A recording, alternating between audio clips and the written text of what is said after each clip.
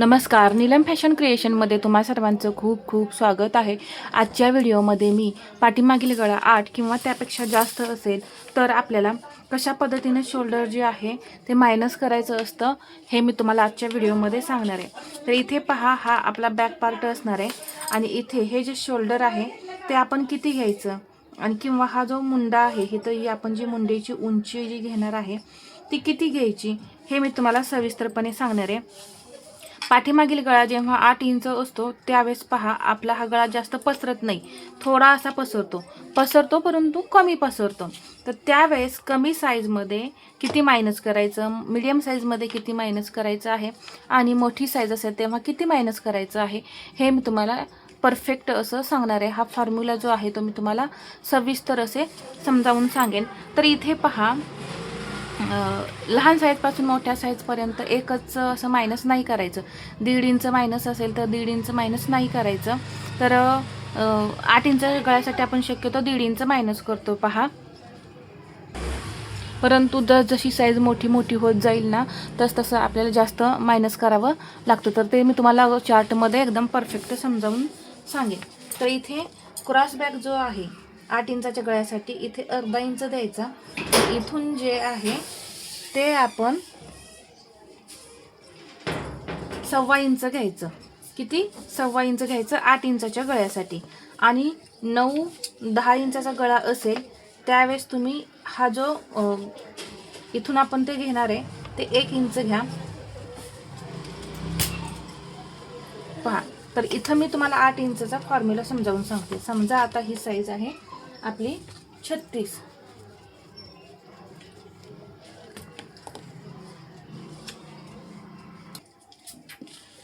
Inch आहे। तर 36 इंचापर्यंत आपण 1.5 इंच मायनस करायचं 8 इंच गळ्यासाठी। 8 इंच गळा, तर त्यासाठी पहा 36चा आता इथे आपण शोल्डर घेऊ 36 साईजमध्ये 14 इंच। तर जे फुल शोल्डर आपल्या बॉडीवरती भरतंय त्याचा निम्मा करायचा। किती करायचा? निम्मा। तर किती येतंय पहा, इथे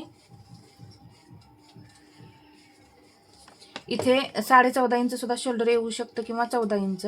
तर आपण इथं 36 मध्ये 14.5 इंच घेऊया। तर मी इथं मायनस भागिले या इथे 2 केलं तर याचा निम्मा 14.5चा आपण निम्मा केला की 7.25 इंच येतो पहा। 14 इंच शोल्डर आपण 34 मध्ये घेतो। 7.25 मधून आता इथं 1.5 इंच मायनस करायचं तर किती होतात? 5.25। मग 8 इंचाच्या गळ्यासाठी तुम्ही 5.25 इंच शोल्डर घ्यायचं आहे। जसजसं गळा वाढत जाईल, 9 इंच गळा असेल तर इथे 1.5 इंचाऐवजी 2 इंच मायनस करायचं। परत 10 इंचाचा गळा असेल तर तिथं 2.25 इंच मायनस करायचं। या पद्धतीने चार्ट असतो। तर आज मी तुम्हाला 8 इंच गळ्यासाठी चार्ट समजावून सांगेन आणि मग तुम्ही मला कमेंटमध्ये सांगा तुम्हाला 9 इंच 10 इंच गळा असेल तर सर्व साईजमध्ये किती आणि कशा प्रकारे मायनस करायचे। तर मी याचा नेक्स्ट चार्ट मग घेऊन येईन, परंतु तुम्ही मला ते कमेंटमध्ये सांगायचं आहे। आज मी पाठीमागील गळा 8 इंच, आता हे जो मी तुम्हाला डायग्राम समजावून सांगितला हे तुम्हाला समजलंच असेल। आता इथे अजून एक मला तुम्हाला समजावून सांगायचं आहे। हा झाला आपला फॉर्म्युला, ठीक आहे। हा मीडियम साईज जेव्हा असते त्यावेळेस हा फॉर्म्युला समजावून सांगितला आहे मी तुम्हाला। परंतु इथे गळा रुंदी, आता शोल्डर आणि मुंडा दिल्यानंतर परत तुम्ही म्हणाल गळा रुंदी किती घ्यायची। तर गळा रुंदी जी आहे ती तुमच्या शोल्डर पट्टीवरती डिपेंड आहे। आता इथे समजा 5.25 इंच 8 इंचाच्या गळ्यामध्ये तुम्ही शोल्डर घेतलं टोटल आणि इथे पहा या पद्धतीने 5.25 इंच आणि तुम्हाला जर इथे शोल्डर पट्टी 2.5 इंच हवी असेल तर यातून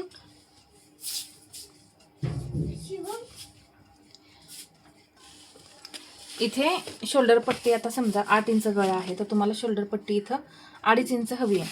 तर इथे 2.5 इंच पट्टीमध्ये परत आपल्याला 1.25 इंच 0.75 प्लस करायचं आहे। मग किती होणार पहा, 3.25 इंच, ठीक आहे।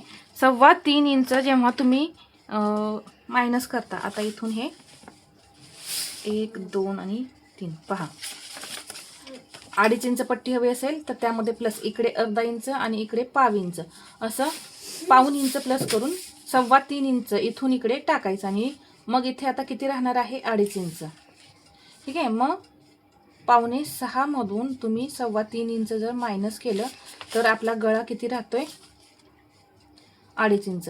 मग गळ्याची रुंदी आपली इकडे 2.5 इंच राहणार आहे. मग तुम्ही इथं गळ्याची रुंदी किती येते काय येते हे पाहायचंच नाही. डायरेक्ट काय करायचं, जे काही तुमचं शोल्डर आले, आता इथे 5.5-6 इंच शोल्डर आले, तुम्हाला पट्टी 2.5 इंच हवी आहे तर त्यामध्ये 1.5 इंच प्लस करायचं आणि इथे सरळ सरळ शोल्डरचं मार्किंग करायचं. इथे गळा रुंदी किती येते हे पाहत बसायचं नाही. तरी सुद्धा पहा परफेक्ट तुमचा ब्लाऊज बसणार आहे. आता इथं आपण चार्ट पाहू. पाठीमागील गळा 8 इंच असल्यास, आता इथं 8 इंचाच्या पुढे नाहीये पहा, 8 इंच गळा असल्यास फक्त 8 इंचाचा, इथे 7 इंचाचा वेगळा चार्ट असणार आहे आणि 6 इंचाचा वेगळा असा असणार आहे. थोडं थोडं इथं कमी मायनस करायला लागणार आहे. शोल्डर, मुंढा चार्ट,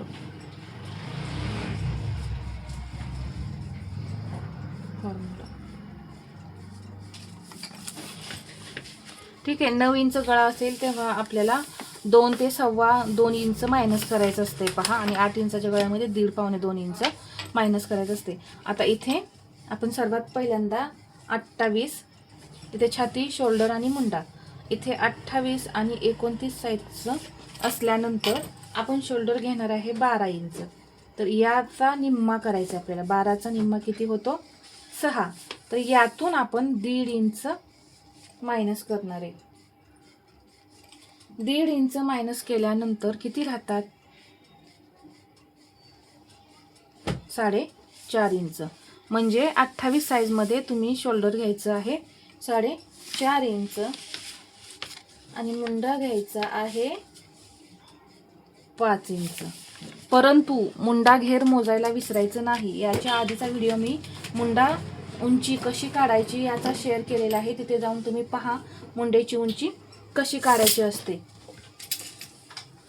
ठीक आहे. आता इथे मी 28-29 साईज तुम्हाला सांगितली. आता 30 आणि 31 साईज मध्ये आपण इथे शोल्डर घेऊया 13/2. इथे किती येणार आहे 6.5.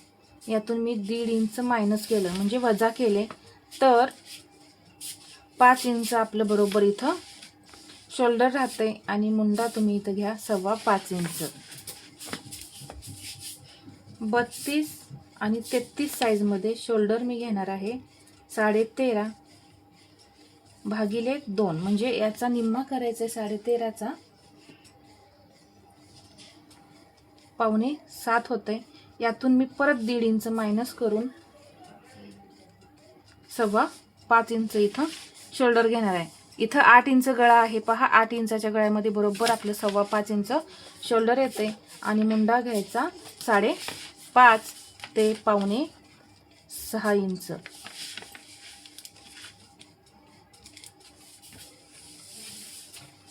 34-35 साईज यामध्ये शोल्डर 14, तर याचा निम्मा होतो 7. यातून मी 1.5 इंच मायनस करणार आहे तर 5.5 इंच बरोबर आपलं शोल्डर राहणार आहे.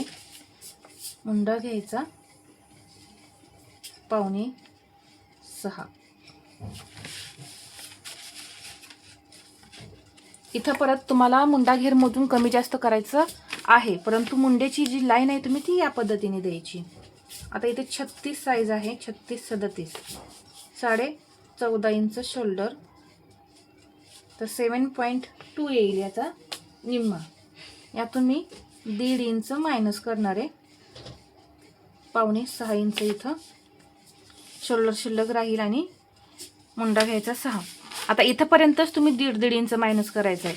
आता इथून 38 साईजपासून हेवी साईज चालू होते, तर आपण इथं 38 आणि 39 साईजमध्ये शोल्डर घेणार आहे 15. त्याचा निम्मा होतो 7.5. आता इथे मात्र आपल्याला 2.25 इंच शोल्डर मायनस करायचे. पूर्ण जे शोल्डर आहे त्याचा निम्मा करायचा आणि त्यातून परत 2.25 इंच मायनस करायचं आहे. इथं 5.7 7 म्हणजे पावणे 6 इंचच आपला इथं शोल्डर येणार आहे पहा. आणि मग मुंडा तुम्ही 6.25 इंच घ्यायचा आहे. 40 आणि 41 मध्ये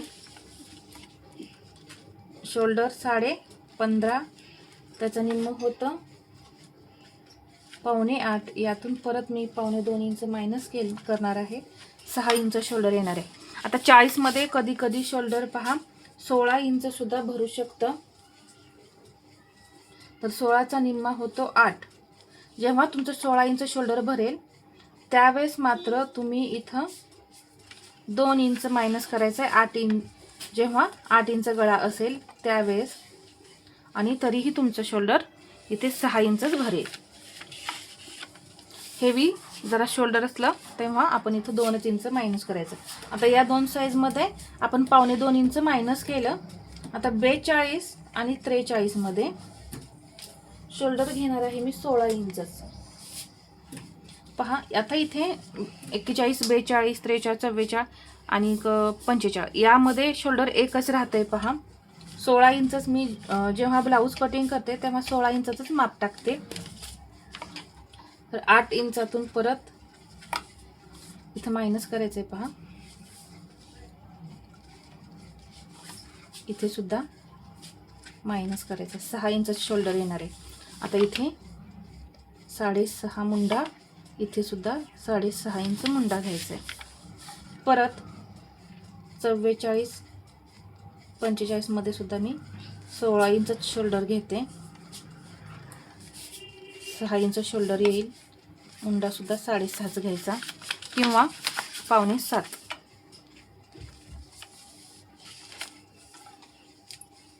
46 आणि 47 मध्ये शोल्डर इथे 16.5. तर याचा निम्मा किती येतो 8.25. यातून मी 2 इंच मायनस करणार. 6.25 इंच शोल्डर येते पहा. या पद्धतीने मुंडा घ्यायचा तुम्ही. आणि आता हे लास्ट 48, 49, 50 या तिन्ही साईजमध्ये शोल्डर तुम्ही 17 इंचच घ्यायचं आहे. त्याचा निम्मा 8.5. यातून मी 2 इंच मायनस करणार. 6.5 इंच शोल्डर येणार आहे. आणि मुंडा इथं घ्यायचा आहे 7 इंच.